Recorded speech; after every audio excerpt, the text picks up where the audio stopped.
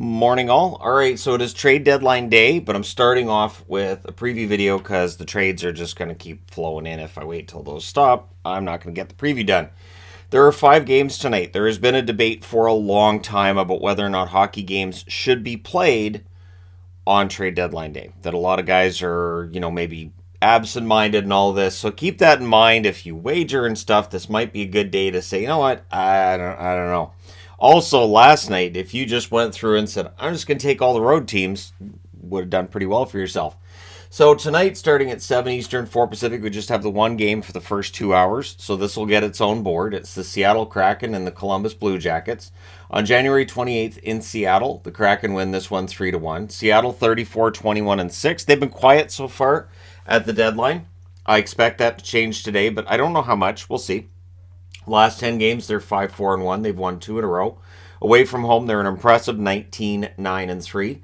They're 4 points back of Vegas and LA, who are tied atop the Pacific. They are tied with Edmonton.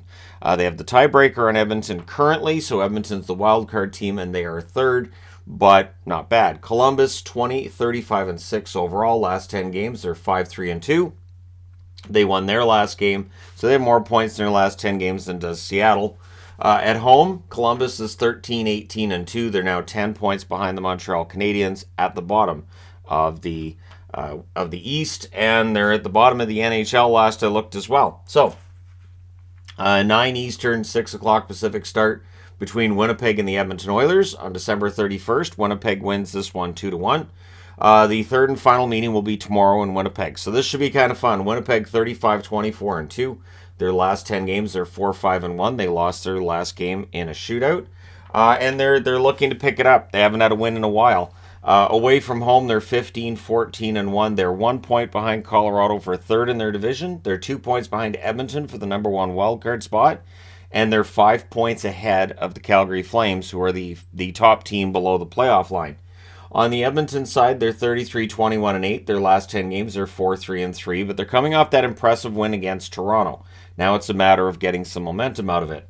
At home, they're 15-12-5. They're 4 points behind Vegas and Los Angeles. They're tied with Seattle, and they're 7 points ahead of the Calgary Flames. So we'll see how things go for them tonight. Again, we'll see if Calgary's busy today. Apparently, they're not a buyer at this stage. At least that's what's being said.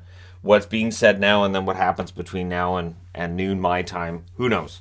But yeah, Edmonton and the other teams above that playoff line in the West might be more comfortable after today. 9:30 Eastern, 6:30 Pacific, Carolina in against the Arizona Coyotes. Arizona went into Carolina on November 23rd and won 4-0. So Carolina will be looking for a measure of revenge. They're 39-12-8. They've lost their last 2 in regulation, so they also need to turn things around. They are 7-3 in their last 10. Away from home, they're 18-5-6. Because of how well New Jersey's playing, the Devils are now only 1 point out of first place behind Carolina. The Carolina Hurricanes are 7 points clear of the New York Rangers. On the Arizona side, they're 21-31-9. Their last 10 games, they're 4-3-3. They lost their last game in regulation. At home, they're 14-10-2. 21 points behind Winnipeg for that final playoff spot. They're 2 points behind Vancouver in the standings, and they're 3 points ahead of San Jose and Anaheim, which means they're 4 points ahead of Chicago. So the Bedard Cup, as it were, at the bottom of the standings is really well and truly joined by 5 or 6 different teams right now. 10 o'clock Eastern, 7 o'clock Pacific start between Montreal and Anaheim. I'm going out on a limb and taking Montreal, sure. Anaheim went into Montreal on December 15th and won 5-2, so I'll say sure, Montreal walks into Anaheim and beats them. Montreal's 26-31-4 overall. Their last 10 games are 6-4. They did lose their most recent game, of course, which was last night in LA. Away from home, they're 12-16-3. They're 14 points behind the Islanders for that final playoff spot. They're 10 points ahead of Columbus, so they are closer to the bottom than they are to the playoffs, which is not really a surprise. On the Anaheim side, they're 20-34-8. Their last 10 games are 3-5-2. They lost their last game in extra time. At home, they are 10-16-2. They're 24 points behind Winnipeg for the playoffs, and they're 1 point ahead of Chicago. So really that fight at the bottom, again, players don't care about the standings anywhere near the amount that we do when they're outside of the playoffs. They still want to go out there and win games. That's why the teams that are supposed to be losing sometimes go on winning streaks. Also at 10 Eastern, 7 Pacific, we've got the New Jersey Devils in against Vegas. On January 24th, Vegas went into New Jersey, gave them a good game, but the final score was 3-2 in overtime for the Devils. The Devils 40, 15, and 5. Their last 10 games are 7-2-1. They've won 3 in a row. Away from home, they're 22, 4, and 3, so ridiculously solid on the road. They're 1 point behind Carolina. They're 6 points ahead of the New York Rangers.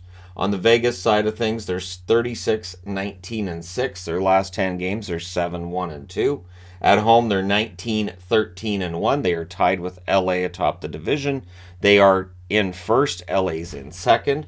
They're 4 points clear of Seattle and the Edmonton Oilers. So there you go. Let me know your winners in the comment section below as always. Don't forget to hit like and subscribe if you're browsing your way through. You just happen upon this video. Thank you guys so much for watching, for all your support. I will talk to you again soon.